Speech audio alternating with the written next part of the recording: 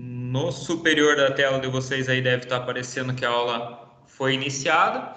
Então, pessoal, na aula da semana passada, a gente trabalhou com a parte de semi-eixo, homocinética. Então, eu trabalhei com vocês homocinética externa, homocinética interna, conjunto trizeta, semi-eixos, todos esses componentes que são externos ao veículo, correto?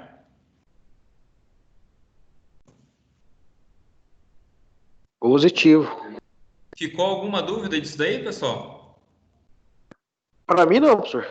Tranquilo? Assistiram os videozinhos lá de indício de problema e substituição da junta? Que eu deixei disponível para vocês? Sim. Então, um procedimento bem fácil de ser realizado, digamos assim, em relação a outras manutenções que a gente tem no mercado, né? Então, deixou disponível. É um serviço relativamente rápido para ser feito, tem um custo relativamente bom e tem um retorno também satisfatório. Beleza? Hoje, o que a gente vai trabalhar? Hoje a gente vai falar da transmissão propriamente dita. Então, a gente vai entrar na transmissão do veículo. A gente vai trabalhar aí com a parte de transmissão interna. Então, eu vou falar alguns conceitos para vocês. Hoje a gente vai trabalhar uma parte mais conceitual da transmissão. E, a partir disso, na próxima aula, a gente já vai trabalhar a relação de transmissão. Então, o que faz o veículo arrancar com a primeira marcha e não com a quinta, o que faz o veículo ganhar uma maior velocidade numa quinta, sexta marcha, diferente do que seria uma terceira marcha.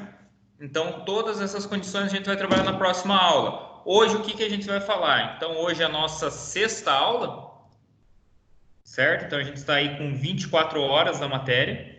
É a nossa aula 6 de transmissão. A gente já falou aí basicamente 2 conteúdos macros. E hoje a gente vai falar sobre a transmissão propriamente dito. A gente vai falar aí sobre a parte de engrenagens. Então, vocês vão entender quais que são as vantagens das engrenagens de dente reto, por que as engrenagens de dente reto são mais ruidosas, por que as engrenagens helicoidais são mais silenciosas, porque são mais utilizados, menos utilizados. Então, a gente vai comentar tudo isso daí. Vou falar com vocês também em relação à carcaça da transmissão. Então, por que a carcaça era de ferro fundido, tornou-se de alumínio fundido? Então, a gente vai falar dessas considerações também. A gente vai falar também sobre engrenagens, então, par de engrenagens, né? Então, o que influencia uma engrenagem ser par, ou eu ter aí um número ímpar de engrenagens, eu ter 3 engrenagens em sequência. O que vai mudar quando eu tenho essas 3 engrenagens? Que uma das aplicações disso daí é lá quando eu utilizo na marcha ré. Então, tudo isso daí a gente vai trabalhar também. Vamos trabalhar em uma parte da inércia. Então, o que é essa relação de inércia? Vamos fazer também esse comparativo. E é isso que a gente vai ver hoje. Então, transmissão, engrenagens, carcaça, par de engrenagens e relação de engrenagens ímpares e pares. Então, são essas as influências que a gente vai ter para ver hoje em relação à transmissão. Hoje, que material que a gente vai trabalhar, pessoal? Hoje a gente vai trabalhar com material de apoio, que é um material do AVA, tá? Ele é um material no AVA, ele vai estar disponível lá naquela sala que eu criei para vocês no AVA, e eu vou deixar o link para vocês acessarem esta sala, tá? Então você já tem acesso, ela está lá no AVA disponível, mas eu vou deixar um link direto para vocês acessarem essa apresentação, ok? Outra questão bem interessante também que a gente vai falar sobre alguns vídeos. Então eu trouxe 2 vídeos para vocês que são visões em corte, visões de montagem da transmissão, que também é interessante para vocês entenderem o funcionamento e a construção geral da transmissão. Beleza? Alguma dúvida? Não. Tranquilo? Vinícius e Enzo estão me escutando tranquilo?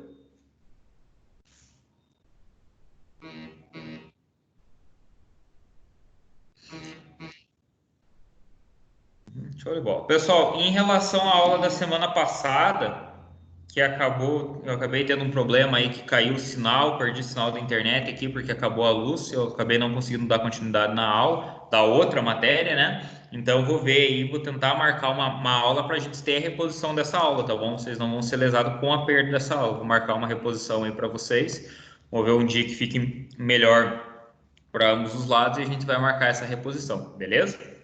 Então peço desculpa novamente para vocês, que daí deu aquela chuva forte na quarta-feira, se não estou enganado, né? E na quinta-feira, não sei se eles foram fazer manutenção de transformador, o que aconteceu aqui, que eles acabaram fazendo o corte da luz e eu não tive acesso a mais nada. Então ficou bem complicado também, eu moro um pouquinho longe aqui do escritório, não dava tempo de eu chegar, arrumar tudo e continuar a aula com vocês, beleza? Então eu vou compartilhar uma tela aqui com vocês agora, tá bom? É esse material que vocês vão visualizar lá no AVA, tá? Então, aí é técnica de manutenção do motivo, material de apoio. É esse material aqui que a gente vai trabalhar e esse material que eu vou deixar disponível também para os senhores. Então, caixa de câmbio. A caixa de câmbio é um conjunto formado por uma carcaça de ferro fundido ou alumínio. Aí já entra a primeira questão, pessoal. Se a gente for pegar os veículos médio pesados e pesados, a grande maioria deles tem a construção da carcaça da transmissão, né, em ferro fundido. Já os veículos da linha leve, até mesmo algumas picapes, possuem a transmissão, mesmo picapes de grande porte, tá, pessoal? Possuem a carcaça da transmissão feita de alumínio. Qual que seriam as vantagens? Então a gente pega uma carcaça aí de ferro fundido, ela é uma carcaça mais pesada, porque ela tem uma densidade maior. Tenho também um coeficiente de dilatação pequeno, isso é uma vantagem, então eu tenho um coeficiente de dilatação térmica pequeno do ferro fundido, se equiparado ao alumínio, então tem uma densidade maior, um coeficiente de dilatação térmico menor e tenho também um coeficiente de transmissão de calor, né, menor do que o alumínio, ou seja, ele tem uma condutividade térmica menor, ele tem uma maior dificuldade para dissipar o calor gerado no interior da transmissão, ou até mesmo ele tem aí uma dificuldade também e tem uma propensão menor a esquentar o câmbio em relação ao calor do motor. Então são esses pontos. Como a densidade dele é maior, ele consegue reter os ruídos do câmbio, os ruídos das engrenagens, dos rolamentos, ele consegue abafar mais esse ruído dentro da transmissão. Então ele transmite menos esse ruído para fora da transmissão. Isso é uma vantagem, beleza? Já a carcaça de alumínio. Carcaça de alumínio, ela tem uma fabricação mais fácil, né? Porque o alumínio você consegue usinar ele mais fácil. Ele tem uma densidade menor, ou seja, ele é mais leve. Você tem uma melhor facilidade para movimentar ele. Ele tem um coeficiente de dilatação térmica maior. Esse às vezes pode ser algum problema, dependendo aí de uma batida ou até mesmo de um aquecimento sobressalente por algum motivo, ele pode vir a criar um empenamento, alguma coisa nos alojamentos do rolamento, isso pode ser um defeito, então pode ser uma desvantagem. Tem um coeficiente térmico melhor, né? Então ele dissipa melhor o calor e também recebe melhor o calor. Então é uma vantagem que eu consigo resfriar, digamos assim, o câmbio mais facilmente. Então são essas daí algumas das questões e eu tenho uma densidade superior desculpa, uma densidade inferior, né? Logo, a capacidade dele transmitir som, dele reter o som dentro da transmissão é menor também. Então eu consigo escutar ruídos internos da transmissão mais facilmente.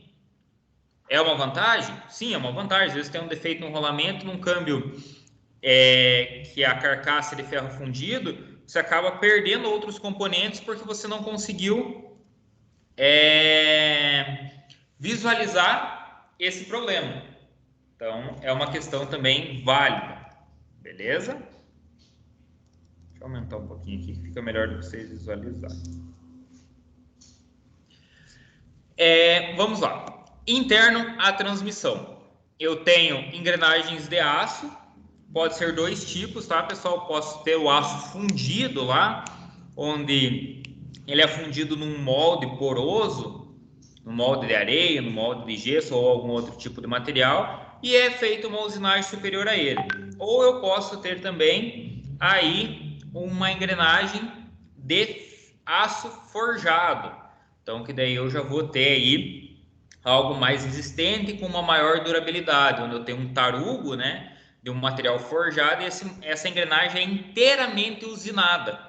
Ela é inteiramente usinada, ela não é apenas dado um acabamento, um refino num molde pré-feito, digamos assim. Ela é usinada do zero, então isso daqui que difere muitas vezes a engrenagem forjada e também difere o custo dela em relação às demais, beleza? Elas são montadas sobre eixos, então aí dentro da transmissão geralmente eu tenho aí o eixo primário, né? Que é onde vai ter a entrada da transmissão ou eixo entalhado, que é esse daqui, ó, que fica na região da embreagem. Tem um eixo intermediário e um eixo secundário. Esse eixo secundário ele vai dar saída aí para o eixo cardan, ou até mesmo ele já vai dar ligação diretamente no diferencial quando se trata aí de uma transmissão compacta.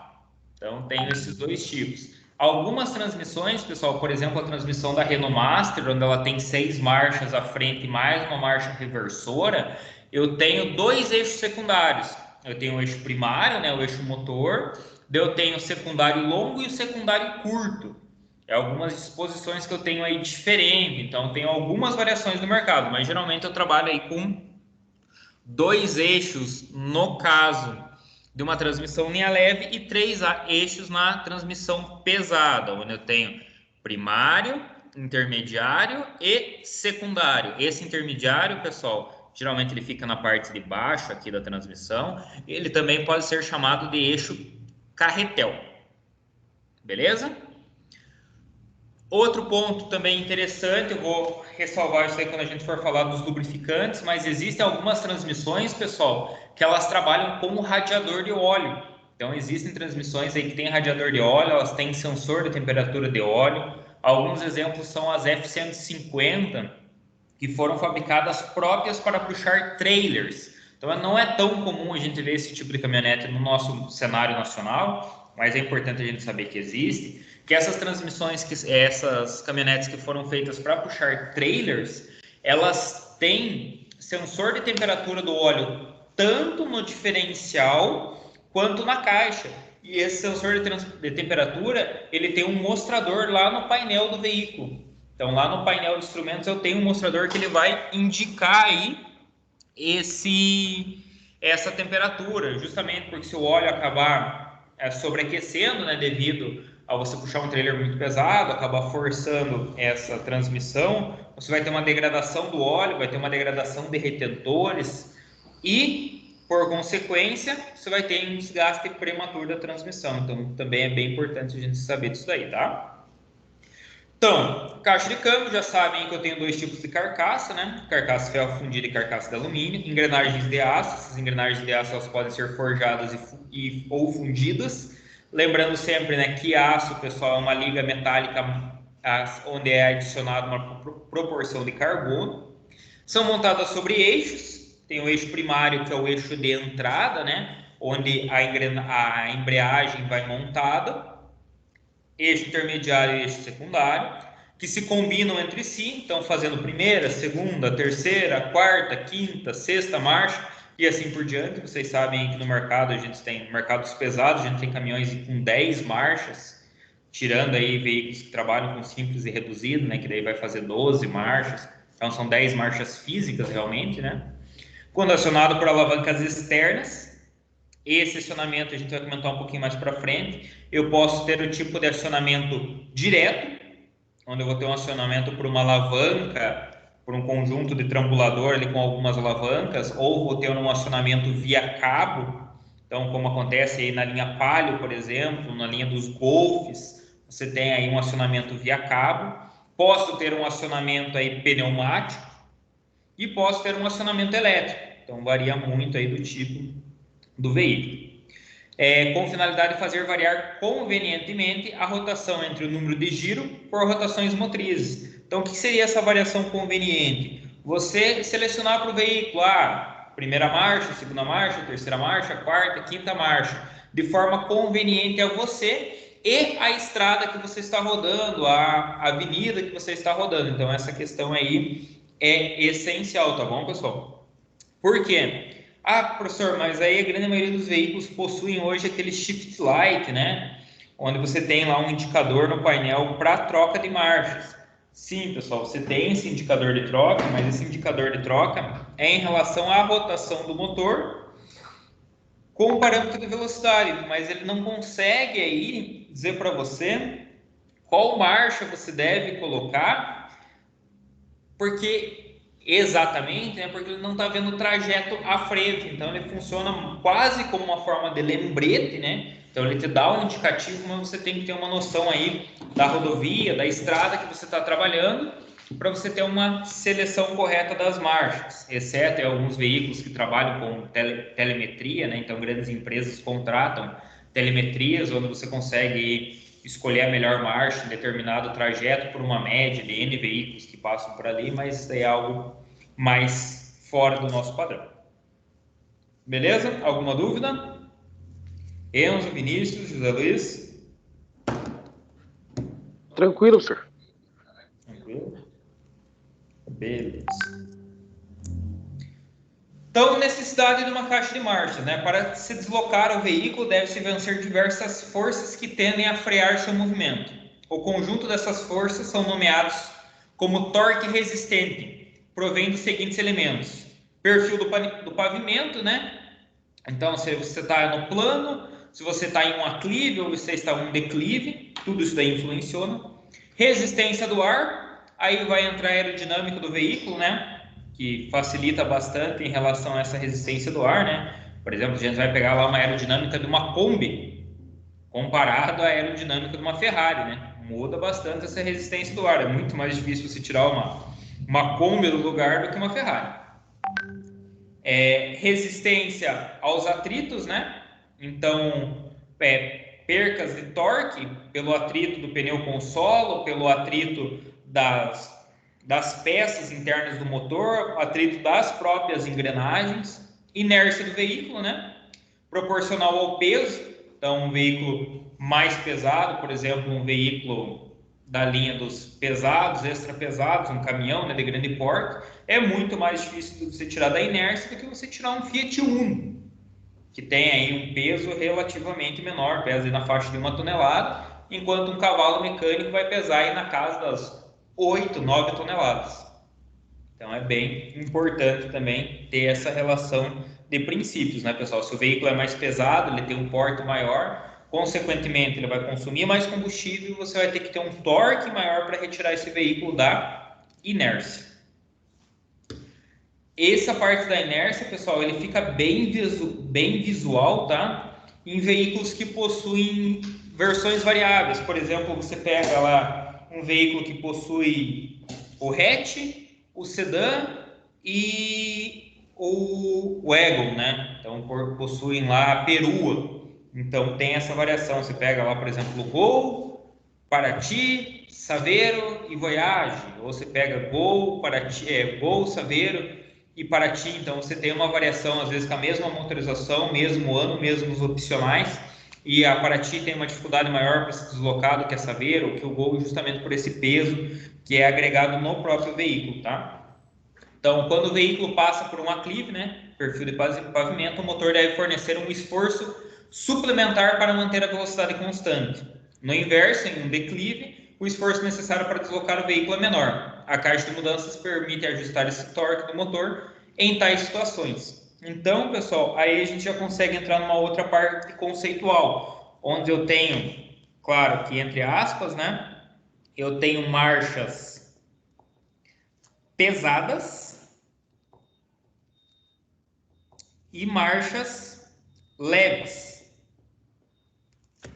Isso é bem aberto na parte de veículos pesados, né? Onde o pessoal fala caixa leve e caixa pesada. O que seria a caixa pesada? Vamos pensar lá num veículo de 6 marchas, linha diesel. Caixa pesada, pessoal, seria a primeira, segunda e terceira marcha. Já a caixa leve, as marchas leves, seriam quarta, quinta e sexta marcha. Coloquei um númerozinho par aí, pessoal, só para ficar mais fácil para vocês entenderem. O que acontece? Nas marchas pesadas, né? O que é valorizado? É valorizado o torque. E, por consequência, é desvalorizado a rotação. Já nas marchas leves, é valorizado mais a rotação e mais desvalorizado o torque. Isso faz com que o quê? Que você tenha um veículo que ganhe velocidade em determinadas marchas, porém não tem força suficiente para retirar o veículo da inércia. Em compensação, você tem outras marchas que valorizam torques, que são necessários para você colocar numa subida, para você manter a constância de velocidade, porém não são marchas adequadas para uma descida ou marchas adequadas para uma região plana, porque elas não valorizam rotação, pessoal. Lembrando que rotação, pessoal, seria o equivalente à velocidade, tá? Quanto maior for a rotação das engrenagens, maior vai ser a velocidade final que vai chegar na roda do veículo, tá? Alguma dúvida em relação a isso? Não. No caso aí dos veículos linha leve, tá, pessoal, onde eu não tenho essa caixa pesada e caixa leve, eu ainda tenho essa diferença de marcha. Geralmente ele é uma marchas mais pesadas, né, que você utiliza para subir a algo mais aclive, né? Então você tem uma subida mais forte, digamos assim. Você utiliza uma primeira, uma segunda, uma terceira marcha no máximo. Quando você está descendo uma serra, você está indo numa rodovia, você utiliza sempre ali quarta e quinta marcha. São marchas que têm uma velocidade maior, tem uma rotação maior, equiparado aí com uma primeira e uma segunda. É muito difícil você ver numa rodovia alguém andando em segunda marcha, terceira marcha, né? Então é valorizado aí a quarta e quinta marcha, e agora grande parte dos veículos também já estão saindo aí 6 marchas. Resistência do ar, né, pessoal? Então a resistência do ar é mais perceptível em altas velocidades, pois ela aumenta com o quadrado da velocidade. Então vamos supor, se você aumentou ali 20 km por hora, você vai ter o quadrado disso daí em relação à resistência do ar, tá? Por esse motivo, os construtores pesquisam formatos de carroceria que oferecem melhor penetração do ar, ou seja, você tem que, entre aspas, furar o ar. É bem semelhante quando você vai pegar lá e colocar alguma coisa na água. É muito mais fácil você mergulhar na água uma caneta ou você pegar uma placa lá de metal, uma tábua, por exemplo, lá de 15 por 20 centímetros de comprimento e tentar empurrar ela contra a água. Você pega um balde, por exemplo. Quem nunca tentou colocar um balde, né, pela parte de baixo dele, pela base dele, contra a água? Você sente aquela resistência grande ali da água. É algo muito semelhante que acontece o veículo quando ele ganha velocidade contra o ar, tá? Essa qualidade é expressa pelo coeficiente aerodinâmico, representado pelo símbolo Cx. Quanto menor o coeficiente, menor a resistência oferecida pelo ar. Para automóveis modernos, o coeficiente aerodinâmico é inferior a 0,30. A gente trabalha aí numa casa bem bacana para os veículos atuais. Veículos mais antigos, logicamente, o valor disso daí é superior, porque os cálculos eram mais complexos para fazer, a gente não tinha o auxílio de programas, né, para ver resistência de ar, principalmente, hoje em dia são simuladores de túnel de vento, que são bem utilizados, a gente vê bastante isso aí na Fórmula 1 e na própria prototipagem dos veículos, então a gente consegue ver bastante esses testes aí de túnel de vento. E a resistência aos atritos, né? Então, a resistência aos atritos, pessoal, ela é a soma das resistências provocadas pelo atrito em componentes de transmissão, como a caixa de marcha, eixo de transmissão, o próprio semi-eixo, o diferencial, o rolamento das rodas, representa uma quantidade de energia que o motor deve produzir. Essa energia não é canalizada para o deslocamento do veículo. Então, é aquilo que a gente tem, que é bem expressivo, né? Onde eu tenho potência de motor e potência de roda. Então é bem expressivo. Se você for pegar um veículo hoje em dia, você compra lá o veículo. Aí lá compra a nova S10.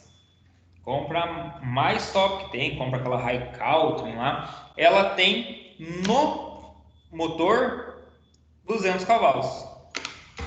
Certo? Você traz no documento potência, cavalaria de motor. Porém, ao decorrer do tempo, ao passagem de todo esse movimento até chegar às rodas, você tem uma queda percentual dessa potência. Ah, quanto que é essa queda, professor? Varia muito da concepção do veículo. Se é um veículo mais esportivo, se é um veículo mais popular, então eu tenho essa variação. Existem veículos aí que eu tenho uma queda, por exemplo, de 15% dessa potência. Claro, não estou afirmando que seja o caso da S10, mas vamos supor que tem uma queda de 15% da potência que foi gerada no motor, daqueles 200 cavalos, chegam aí as rodas 170 cavalos, ou no caso um veículo que tem 100 cavalos, vai chegar aí nas rodas, então ele tinha 100 cavalos originais no motor, vai chegar na roda aí algo próximo de 75 cavalos de roda. Então é bem interessante também vocês terem essa noção. E ao decorrer do tempo, com o desgaste do motor, com o desgaste das peças, os rolamentos ficando menos livres, né? Acabam prendendo um pouco mais, acabam perdendo a sua eficiência, você acaba tendo um percentual de queda maior ainda. Então, se tinha um veículo que original tinha 100 cavalos no motor, ele passa a ter 90 cavalos no motor por causa de desgaste de anéis, desgaste das peças realmente do motor, sujeira. Você acaba passando para um motor de 90 cavalos, dos 100 originais, e desses 90 você tem mais uma queda percentual aí de 15%, 20%, 10% em cima desse valor, que num carro que é original, que no documento tem 100 cavalos aí com 10, 15 anos de uso, vai ter lá no final, nas rodas, ela vai ter 70 cavalos, 65 cavalos de potência. Então, por isso que é muito importante você ter uma manutenção preventiva, fazer uma manutenção com o tempo correto, fazer a troca de óleo no tempo especificado, para você manter a saúde do motor, né? A saúde da transmissão por um longo período, por uma longevidade grande. Claro, existem veículos que não trazem tempo determinado para a troca do óleo de transmissão. Porém, existem veículos que trazem, principalmente veículos que trabalham com câmbio automático e câmbio automatizado. Então, essa troca deve ser feita no período correto, deve ser feita na quilometragem correta e com o óleo especificado corretamente. A gente vai aprofundar um pouco mais isso daí, um pouquinho mais para frente. Beleza? E a inércia do veículo, né? É definida como a propriedade da matéria que faz com que os corpos não possam alterar sem uma força externa seu movimento ou sua ausência de movimento. Então, se um veículo está imóvel, sua inércia proporcional ao seu peso, exercerá resistência ao seu deslocamento. Então, preciso de uma força que supere essa resistência para o veículo entrar em funcionamento, para o veículo entrar em deslocamento. Beleza? Alguma dúvida, pessoal? Alguma parte que cortou aí da apresentação que vocês não escutaram? Alguma curiosidade que vocês gostariam de comentar? Não, tranquilo, professor. Tranquilo? E aí, né, qual que é a necessidade de uma transmissão? Vou passar um videozinho para vocês, um videozinho bem interessante. Um instantinho que eu vou ter que replicar a tela aqui novamente.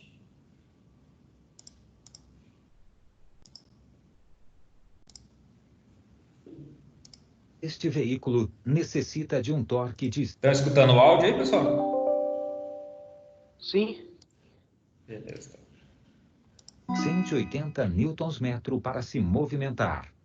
Entretanto, o motor pode fornecer somente 80 Nm. Para multiplicarmos este torque, é usado o emprego de uma redução. Observe o par de engrenagens de 10 dentes acionado pelo motor e uma outra engrenagem de 30 dentes na saída para o eixo traseiro. Com o motor fornecendo 60 Nm na engrenagem primária, teremos 180 Nm na saída da engrenagem secundária, necessários para a movimentação do veículo nesta circunstância. Entretanto, na mesma relação, observe que temos 1.750 RPMs do motor transmitido à engrenagem primária e 750 RPMs na engrenagem secundária. Então, pessoal, o que a gente consegue tirar disso daí? O motor nada valeria sem uma transmissão adequada.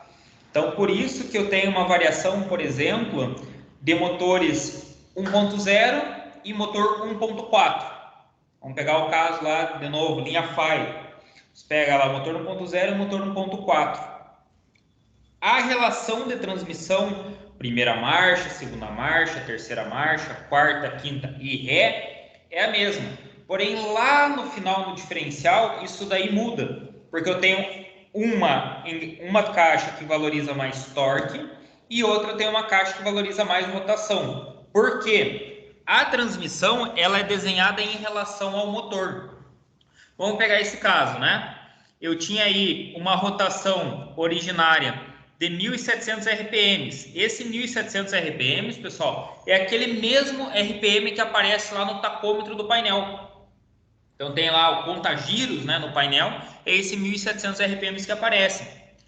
O motor está gerando a 1.750, porém de dentro da transmissão está saindo somente 750 RPMs. Então eu já tive uma queda considerável de rotação, né? Então eu saí de 1.750 e passei para 750. Eu tive uma queda aí mais ou menos de 2,33 vezes de queda de rotação.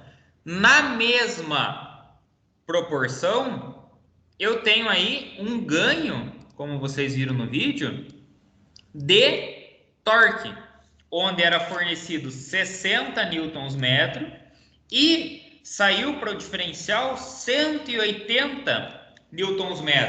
Esse 180 Nm seria o torque necessário para eu fazer o veículo se deslocar. Então, com esse 180 eu consigo vencer a resistência. Porém, esses 180 e esses 750 RPMs, eles vão passar lá no diferencial ainda, antes de chegar às rodas. Lá no diferencial eu vou ter mais um aumento de torque e mais uma queda de rotação, certo? Então eu vou ter mais um aumento de torque e mais uma queda de rotação. Ah, mas quanto que vai ser esse aumento, professor? Depende da relação do diferencial, do número de dentes do pinhão para o número de dentes da coroa. Ah, esse aumento pode ser de 3 vezes. Ou seja, se eu tivesse aumento de 3 vezes, eu tinha 180 vezes 3, eu vou ter 540 newtons de torque. E vou ter uma queda na rotação para 250 RPM. Certo? Então, original, lá no motor, o motor conseguiu gerar para mim a 1.750 RPMs, 6 quilos. Certo? 60 Nm. Quando eu selecionei, no caso ali, vamos supor, a primeira marcha, esse valor subiu para 180 Nm, porém a minha rotação caiu. Quando eu passei isso para o diferencial, subiu ainda mais o meu torque e caiu ainda mais a minha rotação. Esse 250 RPMs, pessoal, é basicamente o que vai chegar nas rodas.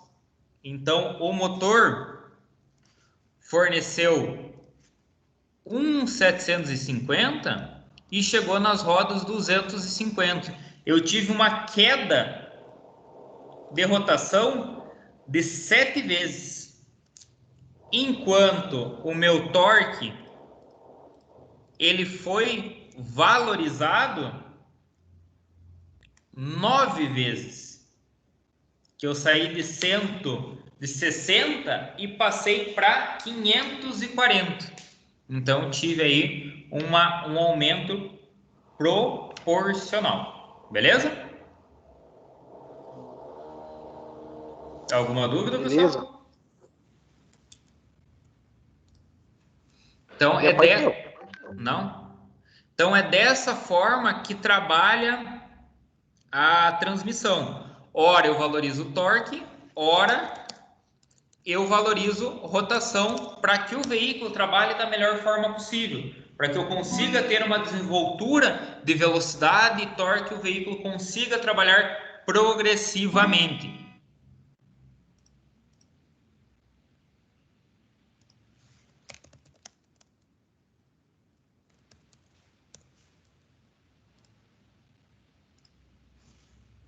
Então, vou duplicar uma outra tela aqui para vocês.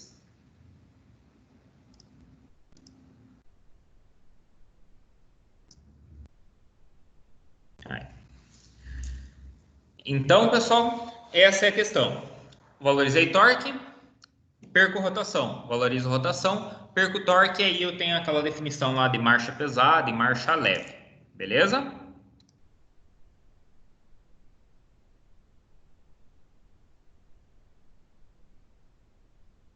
Opa. Só um instantinho, acabei pulando um slide aqui.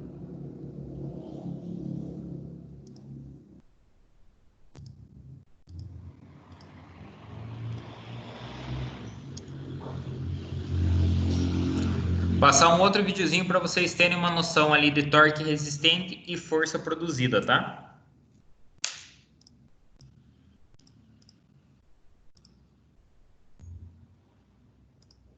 Nesta circunstância, o veículo não consegue arrancar, pois o seu motor fornece apenas 80 Nm para iniciar um movimento que necessita de 160 Nm. Observe que tanto as engrenagens motoras como as engrenagens movidas possuem o mesmo número de dentes. Portanto, o torque na saída da caixa é o mesmo do motor. Ao colocarmos uma engrenagem com o dobro do tamanho da motora, teremos uma multiplicação do torque na mesma proporção. Observe que na saída da caixa, temos agora um torque de 160 Nm. Note que o torque aumentado reduziu a velocidade de saída da caixa. Entretanto, depois de vencida a inércia do veículo, é possível colocar uma engrenagem do mesmo tamanho, pois o veículo necessita de apenas 80 Nm para manter a velocidade, ou aumentar a velocidade. Porém, quando o veículo se depara com um aclive, o torque resistente aumenta e a velocidade cai. Neste instante, seleciona-se uma marcha de multiplicação novamente para vencer o aclive em detrimento da velocidade. Então, pessoal, o que a transmissão faz? A transmissão, ela vai simplesmente ajudar com a força, com o torque, com a rotação que o motor fornece, ela vai transmitir, vai conseguir vencer, desculpa, vai selecionar a marcha correta, vai conseguir vencer a resistência, permitindo que o veículo continue a se deslocar numa mesma velocidade ou que ele supere essa velocidade que ele estava. Então, funções, né? Quais seriam essas funções da transmissão? Ela tem aí a função de modificar o torque do motor, né? Então, ela varia a relação.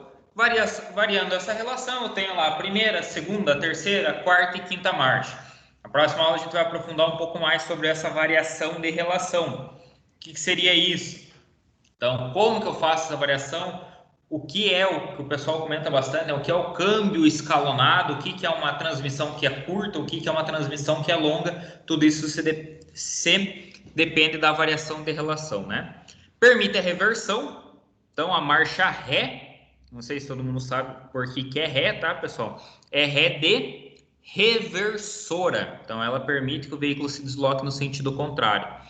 Desacoplar o motor das rodas motrizes, né? Então ela permite o ponto neutro, ou vulgarmente conhecido como um ponto morto. Então, quem permite isso daí é a transmissão, e ela possibilita uma instalação de uma tomada de força. A instalação da tomada de força, pessoal, ela é para a linha pesada, tá? Para os veículos pesados e semi-pesados. O que seria essa tomada de força? Seria uma caixa de engrenagens que é acoplado junto com a transmissão, que permite que você toque uma bomba hidráulica, você toque uma bomba pneumática ou algo do gênero. Por exemplo, os caminhões da coleta de lixo. Os caminhões da coleta de lixo, eles têm aquela caçamba e aquela caçamba ela prensa os resíduos. Essa prensa ela funciona por pressão hidráulica. Logo eu tenho uma bomba ali do lado, eu tenho uma tomada de força dessa transmissão para que esse hidráulico funcione. A mesma coisa vale para os caminhões caçamba. Os caminhões caçamba eles também têm essa tomada de força para que você consiga bascular caminhões de bombeiro.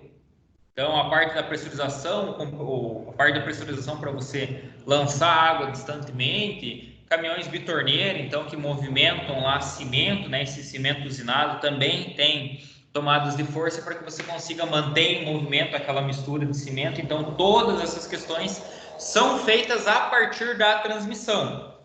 Antigamente, anos 70 e início dos anos 80, essa tomada de força era feita direto do motor, então era colocado como se fosse uma polia auxiliar lá ao lado do virabrequim para fazer essa retirada de potência, essa retirada de rotação. Porém, eram equipamentos com tamanho considerável, né? E eu tinha N dificuldades justamente por questão de rotação e torque, onde eu consigo ajustar aí numa transmissão facilmente trabalhando a relação de dentes. Então, aumentando o número de dentes ou diminuindo o número de dentes em relação a uma engrenagem e outra. Lá no motor, eu tinha que fazer isso daí por jogo de polia, aumentar o diâmetro da polia ou reduzir o diâmetro da polia. Então, era algo um pouquinho mais dificultoso, daí eu tinha que trabalhar com uma correia que é muito menos resistente do que o próprio contato de dentes mecânicos, né? Dos dentes das engrenagens que tem uma resistência aí bem superior. Vou ver se eu acho uma imagem aqui rapidinho para vocês de uma tomada de força para ficar um pouquinho mais exemplificado para vocês. Só um instantinho.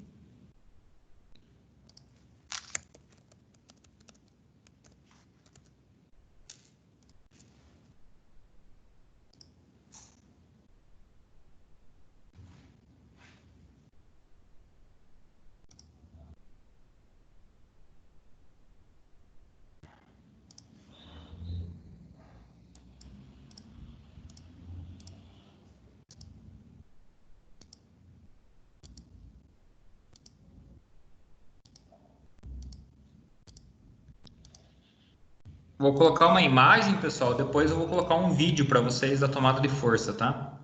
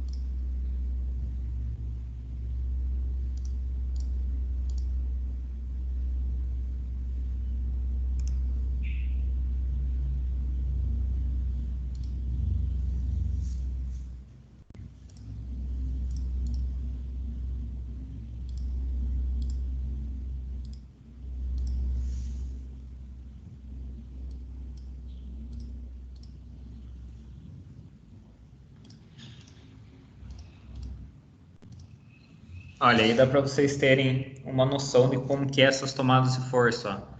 Então aqui eu tenho uma imagem, ó, ela vai agregada aqui numa tampa lateral que as próprias transmissões elas já têm para você conseguir agregar aí, ó, a transmissão. Então, na própria linha diesel ele já tem essas tomadas de força, que ele já tem uma região própria para você agregar esses equipamentos, fazendo com que o veículo possibilite aí ter algumas atuações e instalações de complementos diferentes, tá? Depois eu vou passar um videozinho ali para vocês em relação à tomada de força, beleza? Deu para vocês terem uma noção do que seria essa tomada de força?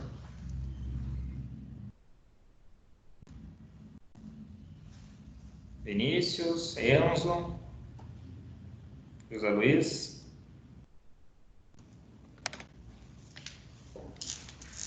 Pessoal?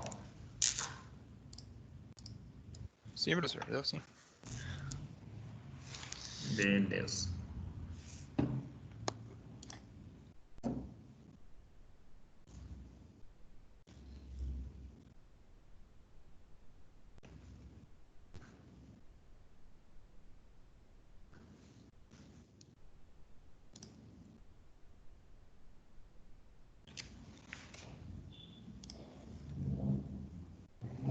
Então vamos dar continuidade aqui.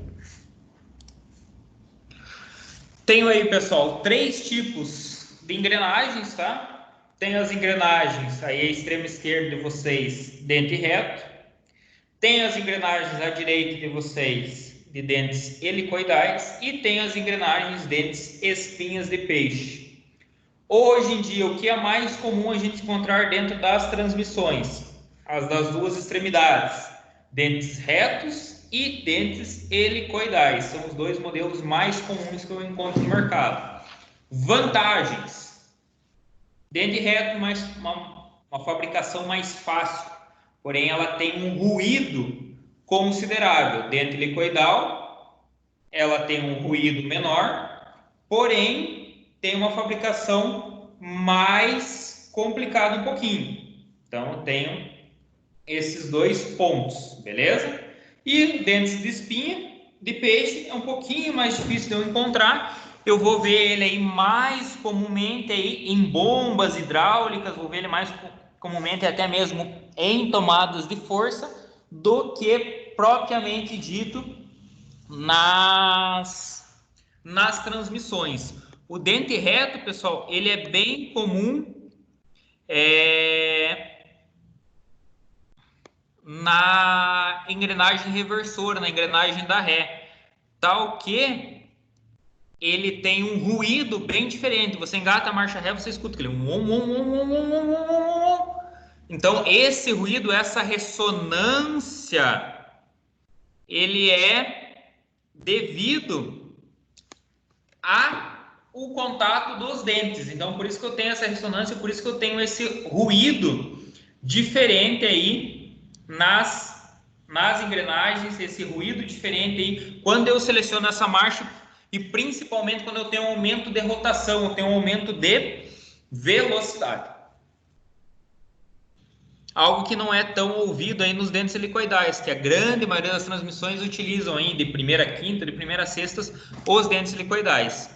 No caso da linha... A dente reta, por ela ter mais atrito, ela tem vida útil menor?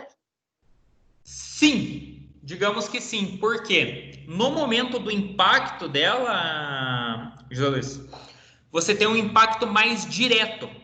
Ou seja, se você der uma olhada aqui nos dentes helicoidais, percebo que quando ela rotaciona, eu tenho um engate progressivo dos dentes. Eu estou engatando um dente, porém o dente posterior, né, o que já foi engatado, que está saindo fora, ele ainda não está totalmente desengrenado. Então é algo mais progressivo, algo mais suave. Enquanto no dente reto é quase que um dente a dente. E esse impacto é mais direto e as folgas do dente reto é bem superior às folgas do dente helicoidal. Então tem uma folga entre dentes bem superior. é um dos motivos que ele diminui a vida útil, certo? Mas não que ele seja necessariamente menos resistente, mas ele tem uma vida útil menor. Por isso que a grande maioria das engrenagens dente reto, elas são colocadas na engrenagem da ré, né? Que é o momento onde você menos vai utilizar o carro, né? Que você mais anda com o carro? Para frente ou para trás? Não, você anda mais com o carro para frente, tal que você tem mais marchas à frente do que marchas reversoras. Então, ela vai ser utilizada por um menor período de tempo.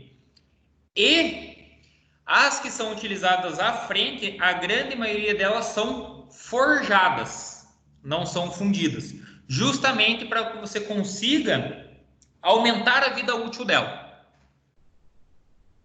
Então, ela tem um desgaste superior, você utiliza um óleo aí que vai diminuir essa proporção. Quer ver? Ó?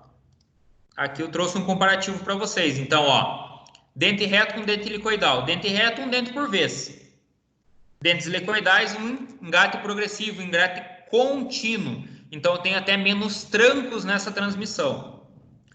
Ó, tamanho de dente limitado à largura da engrenagem. Lembrando que o tamanho do dente, né, ele é proporcional à área de contato do mesmo. O tamanho de dente depende da inclinação da espira. Então, ela pode ser mais inclinada, onde eu consigo aumentar a largura, digamos assim, desse dente, né? Ou ela pode ser menos inclinada, onde eu consigo reduzir. Mas também ela vai se limitar à largura. Tudo depende desse ângulo de encaixe.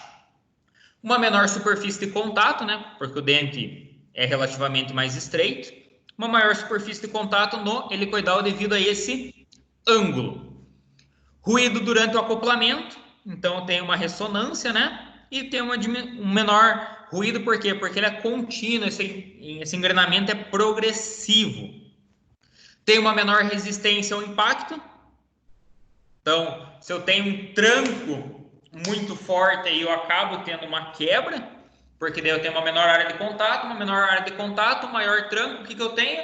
Eu tenho um impacto maior, eu tenho uma pressão maior sobre essa região. Maior resistência, então eliminação dos impactos entre dentes devido a esse engate progressivo, a esse engate parcial até o total. Então tem uma maior resistência. Aplicação, conjunto de engrenagens loucas, ou seja, todas as marchas, tanto as que são fixas ao eixo ou usinadas no próprio eixo, ou as que vão montadas sobre rolamentos. Então todas as marchas podem utilizar dentes helicoidais, até mesmo a marcha reversora. E as de dente reto são utilizadas aí de engrenagens deslizantes, ré ou primeira marcha na grande maioria. Isso falando aí de fábrica, né? E na atualidade. Antigamente, você vai pegar veículos mais antigos, lá década de 40, década de 30, o pessoal não tinha tanta preocupação com ruído, né? O pessoal tinha preocupação em fabricação. Então, a grande maioria tinha aí dentes retos. Beleza? Então, até mesmo para padronizar as máquinas, para ser mais fácil aí a fabricação. Na questão que eu acho que o José Luiz vai perguntar, acho que eu tenho quase certeza que ele vai perguntar, por que as engrenagens forjadas de reposição são com dentes retos? Verdade ou mentira? Você ia perguntar isso, José Luiz? Ia, né? Não ia, ó, me quebrou minha gravação aqui agora, hein? As engrenagens de reposição que tem aí para o mercado, para fazer alguma adaptação, alguma coisa do gênero, são com dentes retos devido a maior facilidade para usinagem. Então, o custo de fabricação é menor e daí quando o pessoal pensa lá em performance e tudo mais, eles não estão tão preocupados com conforto e ruído. Eles estão mais preocupados com performance. Se a gente pegar uma engrenagem dente helicoidal fundida e uma engrenagem dente reto forjada, a dente reto vai ter uma maior resistência, a potência e a torque do que uma helicoidal original aí fundida. Então tem essa diferencinha aí. Beleza? E a questão de custo muda muito, professor, de uma original para uma já mandar fazer uma forjada? Uma engrenagem original, você vai comprar aí um par de engrenagens original hoje, você vai pagar aí na faixa de uns R$300. Vamos colocar aqui, ó. Vamos abrir.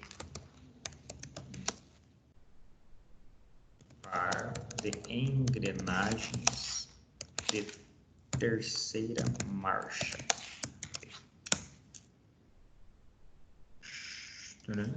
Só um instantinho, vamos abrir aqui e a gente já vai ver em tempo real.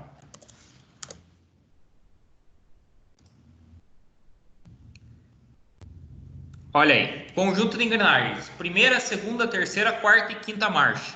Vamos pegar aí uns veículos bem conhecidos, Gol, Saveiro, Paraty, Santana.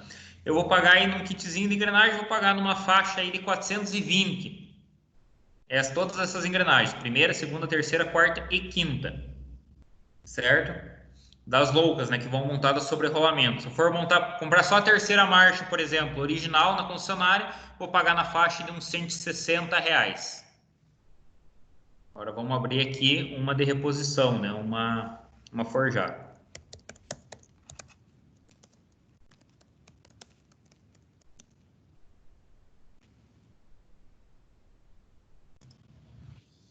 Então, o par de engrenagens aí forjados vai pagar na faixa aí de R$650, R$700. Então, basicamente, é o dobro do preço. Então, você vai ter o dobro do preço aí para montar. Isso vai um câmbio completo, se for montar lá de primeira, terceira, primeira, quarta forjado, você vai gastar na faixa aí de uns R$3.500, R$4.000, enquanto se você fosse fazer a substituição pelas peças originais, pelas peças que o fabricante recomenda, você gastaria aí 1/3 do preço. Se fizer essa troca pela engrenagem forjada, precisa fazer algum tipo de reforço na carcaça do câmbio ou não? Não, até porque você não tem espaço físico para você fazer um reforço no câmbio em si, né? Porque as áreas de apoio, eles vão apoiados sobre os rolamentos. E os rolamentos vão apoiados sobre as pistas que vão acopladas na carcaça da caixa. Então, você não tem ali aonde fazer um reforço, certo? E pode ser feito um reforço, pode ser feito aí um reforço de suporte da caixa, digamos assim, né? Para você manter ela mais estável. Então, é bem comum, por exemplo, quando você pega veículos originais, você tem o suporte do câmbio estourado.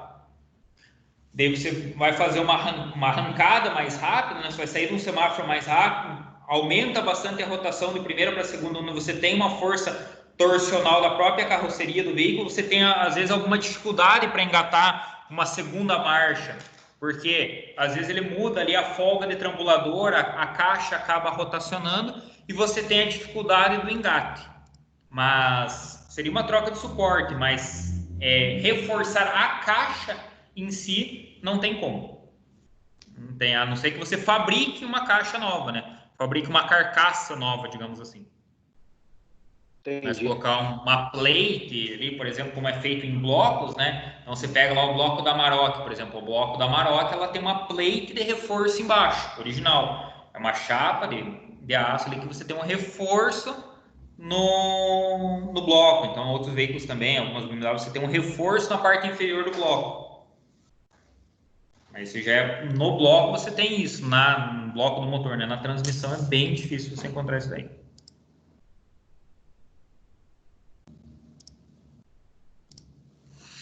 E concepção de engrenagens, não? Então, diversas configurações de engrenagem permitem modificar e adaptar o torque do motor para responder às diferentes condições de utilização do veículo. É importante observar que a caixa de marchas transmite a potência do motor sem modificá-la, uma vez que a elevação do torque traduz-se por uma redução da velocidade e queda da rotação. A concepção das engrenagens possui 3 grandes princípios. Sentido de rotação, se o veículo vai à frente ou vai atrás. Então, se ele retorna, né? Relação de marchas, então, valoriza torque ou valoriza a rotação. E o torque propriamente dito, em relação ao torque que é fornecido. Então, tudo depende, pessoal, do que o motor fornece. Quanto o motor consegue fornecer de torque, quanto o motor consegue fornecer de rotação. A partir disso, que as equipes de engenharia, que a montadora do veículo vai desenhar a transmissão. É a partir desses pontos que é desenhada a transmissão do veículo. A partir do que o motor consegue fornecer e qual é o veículo. Certo? Então, esse veículo é um veículo que vai transportar peso, é um veículo que vai transportar volume. Vamos pegar um exemplo. Ônibus. Então, grande maioria dos ônibus, ele é quase que um chassi de um caminhão. É um chassi de um caminhão alongado, possui muitas vezes o mesmo motor que um caminhão, tanto que você vai pegar lá um ônibus Marco Polo. Você pode ter um ônibus Marco Polo Scania, você pode ter um ônibus Marco Polo Volvo, Mercedes, Volkswagen, Iveco, porque a Marco Polo ela fabrica a carroceria, ela fabrica o que vai montado sobre o chassi, mas o chassi é de um fabricante de veículos, certo? De caminhões. E a transmissão, ela é feita para quê? Para valorizar velocidade e não tanto torque. Por quê? Vamos pegar um ônibus. Um ônibus lá, vamos supor que ele pese 10 toneladas, certo? E ele carrega aí, dessas 10 toneladas, ele consegue carregar 60 passageiros, vamos supor. Vamos supor que cada passageiro pese 100 quilos. Então, tenho mais 6 toneladas, certo? E cada passageiro traga mais 100 quilos de bagagem. Então, eu tenho mais 6 toneladas. No total, esse ônibus, né, com o peso total carregado dele e tudo mais, ele vai transportar lá, vamos supor, 22 toneladas. Só que ele tem potência, né, ele teria motor suficiente para transportar 38 toneladas ou 40 toneladas.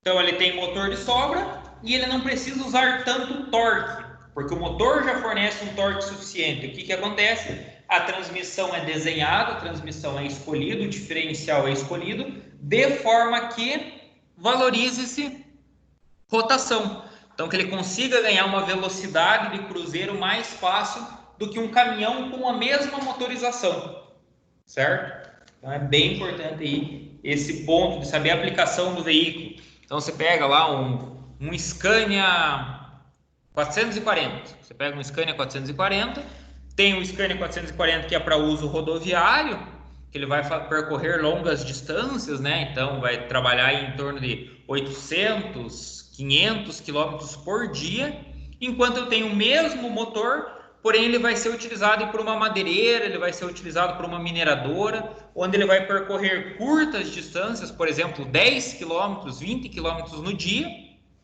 porém em terrenos piores e com um maior peso em cima, com uma maior carga em cima. Então é uma transmissão diferencial que tem que valorizar torque e não velocidade, porque muitas vezes nesses 10, 20 km que ele vai percorrer no dia, ele não consegue passar de 30 km por hora. Enquanto esse caminhão que vai percorrer longas distâncias, ele tem que manter uma velocidade de cruzeiro em média de 80 km por hora. Então tem uma discrepância muito grande aí de princípios de aplicação. Então também é importante aí que a gente tenha essa percepção. E também é muito importante, pessoal, na hora da manutenção, em relação a trocas de peças, você conseguir solicitar a peça correta para você não fazer uma montagem inadequada, ou quando o cliente vai lá e traz para você uma transmissão que ele comprou a base de troca, muitas vezes quem vendeu nem sabia que não é a transmissão adequada para o tipo de veículo dele, e ele, como comprou, também não sabia. Então é muito importante saber essas questões aí. E aí, as duas concepções, onde a gente tem engrenagens pares e engrenagens ímpares. Então, percebam o sentido de rotação dessas engrenagens. Opa! Um instantinho. Percebam o sentido de rotação. Quando eu tenho uma engrenagem ímpar, a última engrenagem ela tem o mesmo sentido da primeira engrenagem, certo? Enquanto quando eu tenho pares de engrenagem, elas têm sentidos contrários de rotação. Então, isso daí é o que permite que um veículo se desloque para frente ou se desloque para trás. Então, nas engrenagens reversoras, eu tenho 3 engrenagens. Eu tenho a motora, a movida e a reversora. A reversora vai fazer o intermédio entre as duas, que é quem permite que o veículo se desloque no sentido contrário, que o veículo se desloque na marcha ré, que ele tem um sentido contrário de movimento. Vou colocar aqui para vocês um flash player, que vai ser interessante para vocês darem uma olhada.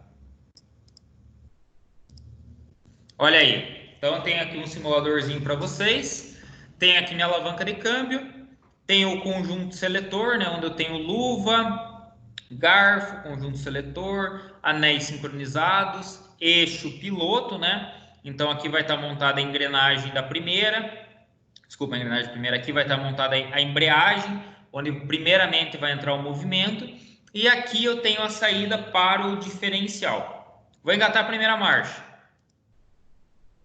Engatei a primeira marcha, percebo que está entrando uma velocidade aqui, porém está saindo uma velocidade mais lenta aqui. E eu utilizei o engate de duas marchas, essas duas aqui, ó. Duas engrenagens, desculpa. Segunda marcha, novamente. Entrada mais rápida aqui, mais lenta aqui. E utilizei duas engrenagens, essas duas. Então, par da primeira, par da segunda, par da terceira e par da quarta marcha. As engrenagens sempre trabalham aos pares, aos casais. Terceira marcha. Novamente, olha aqui, entrou a terceira marcha, o movimento entra por aqui, se desloca e sai. Quarta marcha. Novamente, o movimento entra, se desloca e sai. Percebam a velocidade no eixo de saída. Muito mais rápido que no eixo de entrada. E agora a marcha ré. Percebam que eu tenho a engrenagem da ré aqui. A engrenagem da ré aqui, que é a própria luva de terceira e quarta. E aqui no meio eu tenho mais uma engrenagem. Essa engrenagem é a reversora, que vai ser a responsável por deslocar a terceira engrenagem. Olha lá, marcha ré. Percebo que o movimento entra nesse sentido aqui e sai no sentido contrário. Por quê? Porque eu coloquei a terceira engrenagem aqui. Beleza? Então ela entra e sai. Ó, então tenho todo o movimento da engrenagem reversora, fazendo com que ela acompanhe aí o movimento do eixo de saída. Diferente de uma primeira, por exemplo. Ó. Primeira marcha. Ó. Esse daqui, vamos pensar que essas estrias elas estão subindo e essas estrias estão descendo. Quando eu coloco a reversora, essas engrenagens estão subindo e essa daqui também está subindo, está nesse sentido. Que vai permitir que lá no diferencial o movimento retroceda ao sentido contrário, que o veículo se desloque para trás. Beleza, pessoal? Esse flash player aqui eu vou deixar disponível para vocês, tá? Vou mandar para vocês depois esse flash player para que vocês possam treinar. O único detalhe é que ele só funciona aí no computador, beleza? Alguma dúvida, pessoal? Negativo, professor. Estão entendendo? Estou indo muito rápido? Não, tô tranquilo, professor. Essa aqui é a parte um pouquinho mais simples, né? Vou compartilhar um vídeo com vocês agora. Tá? Compartilhar um vídeo com vocês, que é o vídeo aí da parte da transmissão. Só um instantinho. É um vídeo da Eaton, tá, pessoal? Um videozinho de 8 minutos, mas é um vídeo bem interessante. Daí, a partir disso, eu vou deixar os outros vídeos disponíveis para vocês verem. Vou deixar esse vídeo disponível, mas vou deixar os links e outros vídeos para vocês acessarem direto, para não ter perigo de travar e vocês acabarem perdendo alguma informação, que esse aqui eu vou fazer alguns comentários sobre ele. Então o vídeo está aparecendo aí na tela para vocês. Vou rodar o vídeo. O trem de força do veículo é composto pelo motor, embreagem, transmissão, diferencial e rodas. A transmissão otimiza o uso do motor em todos os regimes de rotação. A transmissão está conectada à traseira do motor e intercalada pela embreagem.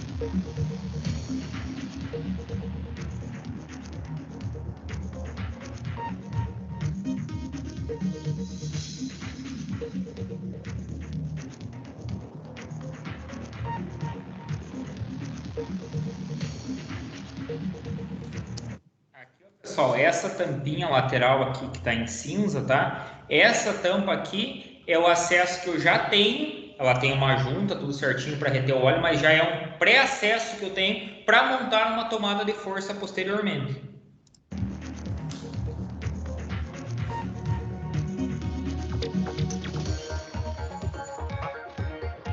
As reduções de velocidades nas transmissões são obtidas com engrenagens de diferentes diâmetros.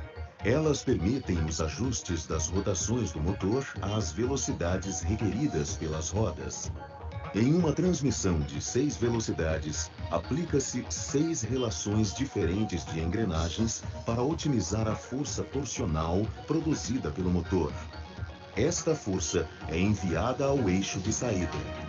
Esta é uma transmissão com 6 velocidades e uma ré.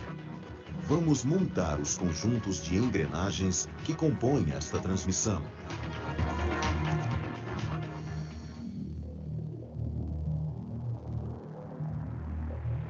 Então percebam, ó, pessoal, que essa engrenagem ela vai livre sobre o eixo, tá? Ela foi um rolamento e daí foi montada a engrenagem. Então ela roda livre sobre o eixo, ela só vai rodar solidária ao eixo no momento que sofreu o engate dela.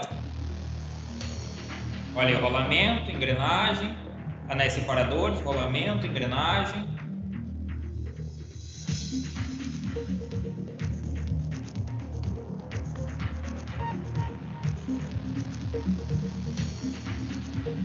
Então, pessoal, olha aqui, ó. Só um instantinho.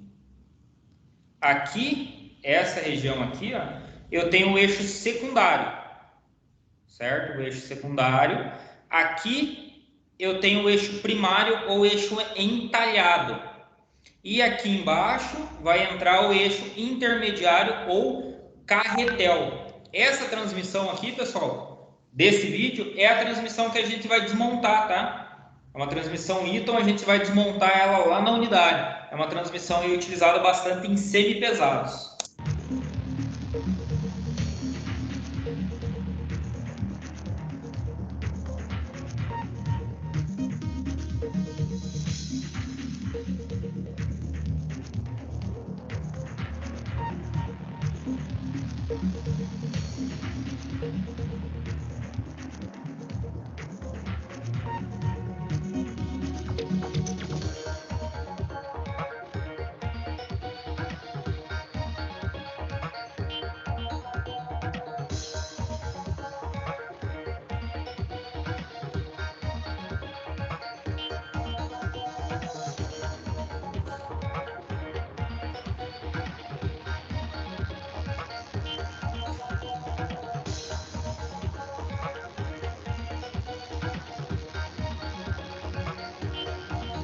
Aqui essas peças na parte superior é o conjunto seletor, tá? Onde eu tenho os garfos que vão fazer a seleção das marchas conforme o acionamento externo da caixa.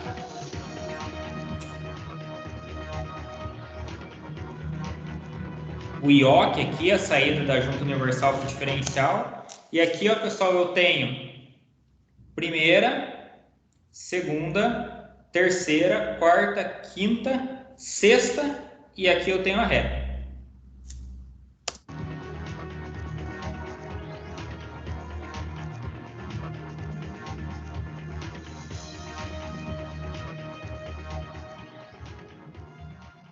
Vamos conhecer em detalhes o funcionamento da transmissão. A transmissão está em ponto morto. Perceba que os sincronizadores não estão atuando nas engrenagens. O eixo piloto transfere força para o contra-eixo.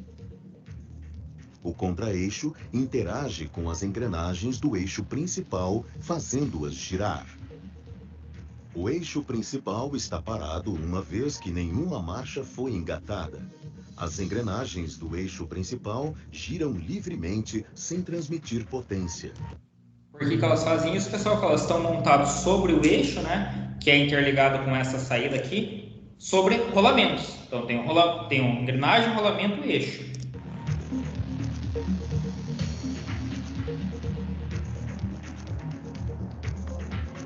A primeira marcha multiplica o torque do motor o suficiente para iniciar o movimento do veículo em qualquer situação de carga. Agora, vamos engatar a primeira marcha. A alavanca de transmissão aciona o varão de engate, o garfo e o sincronizador de primeira marcha. O garfo empurra o sincronizador contra a engrenagem. A face do sincronizador possui uma roda dentada que se engata num conjunto correspondente de dentes na engrenagem de primeira marcha, tornando-a solidária ao eixo principal.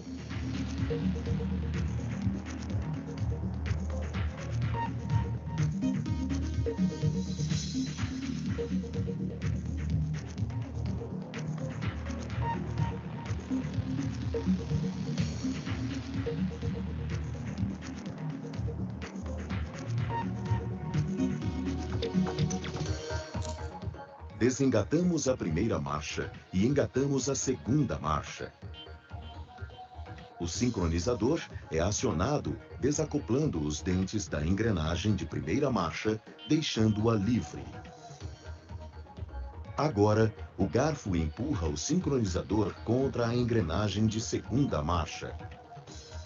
As superfícies cônicas do sincronizador e da engrenagem entram em contato.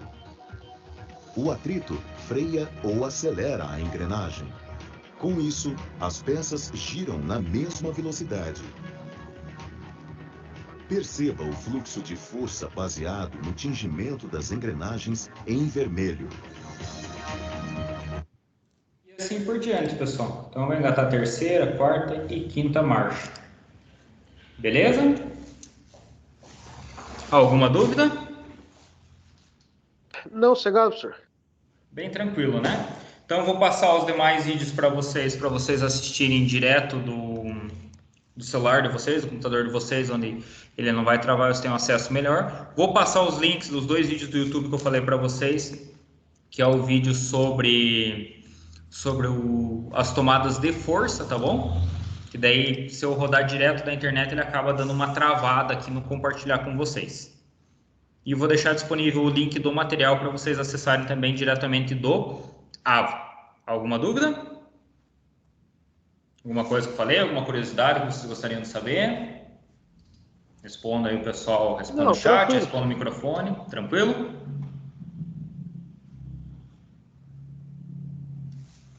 Beleza. Então, pessoal, acredito que hoje seria isso, a nossa vídeo. Então, queria falar com vocês sobre as engrenagens, o funcionamento propriamente dito da transmissão, as diferenças de carcaça, né? Relação dos pares de engrenagem, engrenagens pares, engrenagens ímpares, e essa relação de valorização de torque ou valorização de rotação, que é o princípio de funcionamento da transmissão.